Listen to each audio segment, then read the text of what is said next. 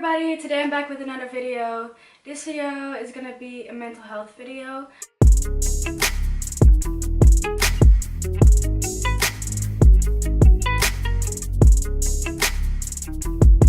I'm gonna be telling you the symptoms and the therapy that you can take, which is the disorder I got diagnosed with. So it's gonna be a little bit hard video, to be honest. When I prepared this video, I actually got a little bit sad because I was reminded of everything. But I wasn't just diagnosed with borderline personality disorder. I was diagnosed with improvement, which means that I'm already on the right track. They usually only diagnose you with this disorder if you're over 18, which I don't think is really fair because my peak was when I was 16. I just want to give a disclaimer. I have not studied psychology. I am not an expert at all, but this is from my experience, from books, and from the internet. Please don't diagnose yourself. Go see a therapist and see what they have to say, okay? It's a book that I used. It's a Dutch book. I won't be getting into my story. I really want to do a video about my story, so if you want to see that video, it will be a long one. I'll just make it when people actually want to know my story of it. First one is identity disorder and an unstable self-image. 1 minute a borderliner can feel okay and the other minute they can totally change their mood. It can be something really small and you might not even know what you're doing. If something small happens, they can totally doubt themselves. This means that they can often test or ask people a lot what they think about them.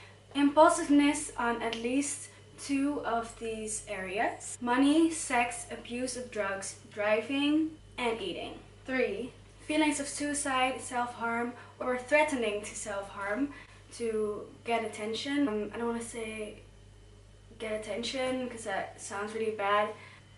Yeah, it's a tough subject. 4. Affectability, which means they will show their emotions more with crying and laughing than the usual person. Also, they can have a mood for like a few hours or a few days. All of a sudden they're really happy for a few days, and then a few hours they're really sad, and then they're happy for a few hours. Like, their moods can change like that and can get really deep. 5. Chronic feeling of emptiness, which means they can be very lonely. And they can also sometimes feel like they are nobody. In this moment of time, it can be really hard to connect with them. 6. Intense feelings of anger or not being able to control their anger. 7. Being paranoid or dissociate from the world a little bit. Sounds weird. If you don't know what it means, you should probably look it up. I don't know how to explain it exactly. 8. Trying really hard not to be abandoned, which means they can really be claiming their partner a lot, which usually affects the partner to abandon them, which means there's always this cycle, and I think that's something they really struggle with. So when someone abandons them again, their abandonment gets worse, which means they will do it to someone else. So this is something that I feel like people should really work on, because when you start not abandoning yourself, you can get so much happier. A pattern of unstable relationships. This is not only like sexual relationships, but like family, friends, every relationship you can possibly have. This is usually with a pattern of idealizing.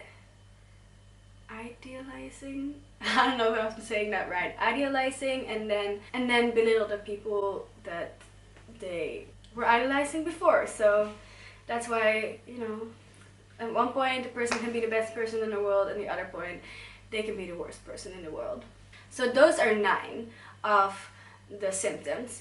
Not everybody has the same symptoms, and everybody reacts in a different way to them. So my therapist told me that there are 183 different kinds of borderline. Okay, so treatment usually starts with informing the people around them and telling them how to deal with it. Because with borderline, there can be crises of anger and of really depression and stuff.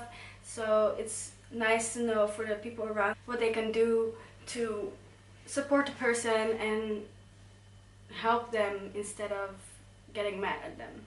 Also, the person can really go in therapy themselves, just one-on-one talk. It's a good therapy. I've also heard that group therapy can really help, because obviously loneliness is a big part of this. So feeling that other people feel the same way, I guess, really helps. Feelings of anxiety, anger, and desperation can usually be helped by a really stable and calm environment, good friends, supportive family that can really help to make them feel less of this. The one thing is that the feeling of loneliness is usually there forever. It's something you might fight with the whole of your life, but just keep trying, you know, like. Another good way of therapy is helping borderliners to live easier in the environment, helping them getting a job, stable friend group that can really help. Also, it said shallow but faithful friends are recommended, I think, because when a borderliner is very intense, so shallowness can really balance it out, and that's really good.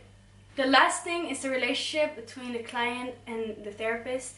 It's really important because borderliners usually don't really trust. If they really trust their therapist, it's easier for them to get the help that they need. So if you feel like this is what you have, or you're diagnosed with this, find a therapist that you really can trust, but don't distrust too soon. Just give it a chance, okay? So that was my video about borderline. I'm honestly pretty glad that I got this one over with. It's a hard one for me to make because it's my own struggle. I definitely want to make more about different disorders, so if you have any disorder that you want me to talk about, or you want me to go deeper into borderline personality disorder, just let me know in the comments. If there's something that you think is not right, please let me know in the comments.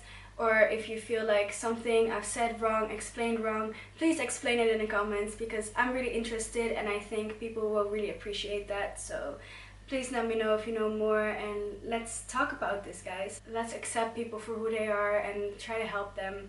That's what I'm doing. So I just want to spread love and spread awareness. So I love you guys, and I will be back. Please subscribe, by the way, if you want to see more about mental health. Okay, bye.